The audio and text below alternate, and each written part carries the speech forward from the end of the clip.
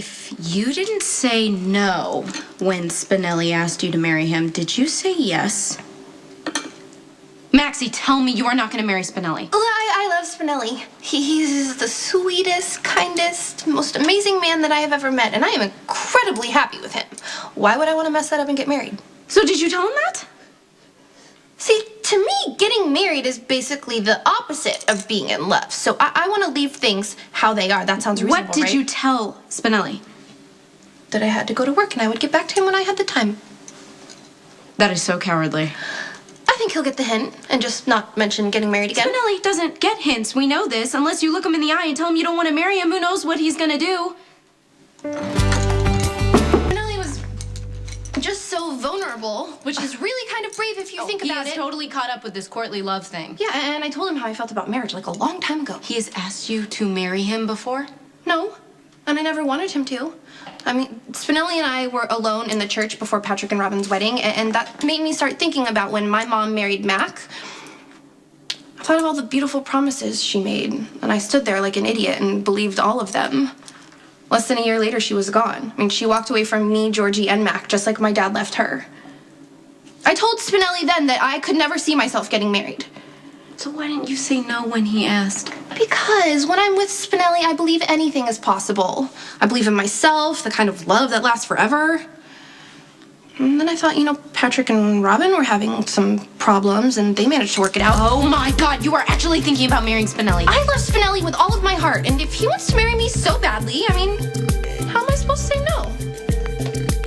You cannot marry Spinelli just to make him happy. It'll never work. My parents are the perfect example of that. What?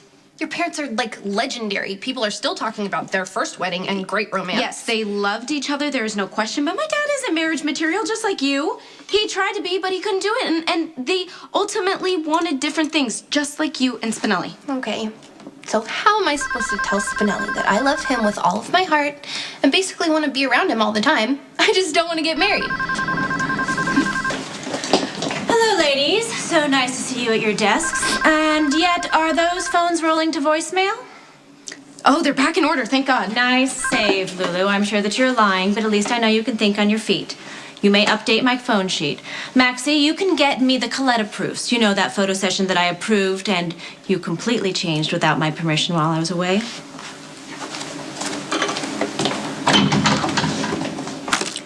So, how did this happen? I set up this shoot exactly the way that I wanted. I never gave the authority for even the slightest change, and yet...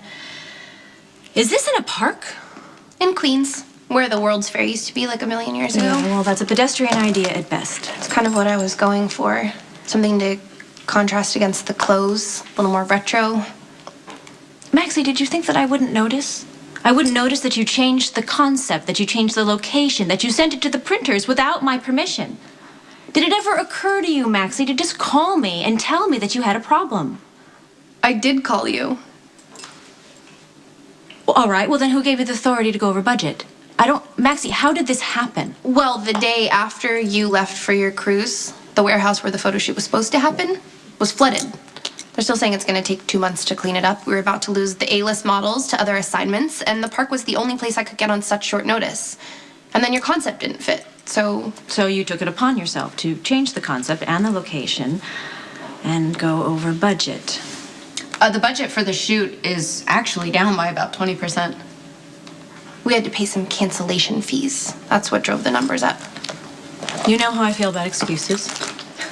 We might actually get some money back, though, because of the flood. Maxie made sure that I filed a claim with the insurance company. Okay, Lulu, why are you standing up for Maxie? Because I'm telling you what happened. She rebooked the models. She found the photographer. Maxie saved the October issue. Yes, or she sabotaged me while my back was turned.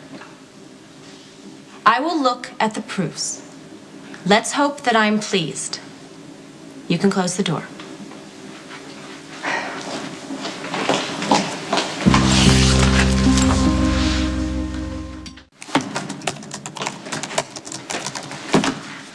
Don't you think you're jumping the gun a little?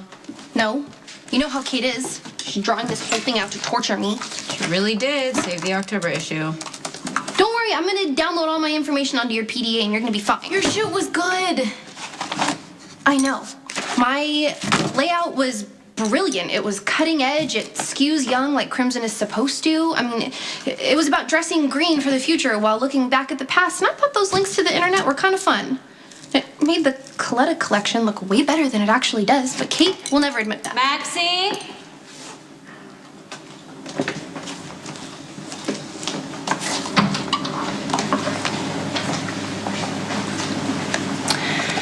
So, I reviewed every one of these photos twice in an effort to be fair. The concept is nowhere near what I imagined, Maxie. The photography is erratic. The clothes are misrepresented. The references to the environment are extraneous at best. And I'm really not sure how I feel about outtakes being on the internet. However, at this late date, We'll have to go with it. I'll be out of the office within the hour. Maxie, why don't you listen to me when I talk? I just said that this layout was printable. Barely, but printable. I'm promoting you to junior editor. Thank you. Now, I know, Maxie, that you understand what it means to your personal life when you become a junior editor, and I really hope that Mr. Spinelli will not be a distraction. I have no life. I barely see Spinelli as it is. Well, trust me, it's better that way. All right, I am late. Explain to Lulu how she'll be taking over some of your responsibilities, and, Maxie, be ready to discuss Christmas when I return. Lulu, get ready. You're about to have a lot more work.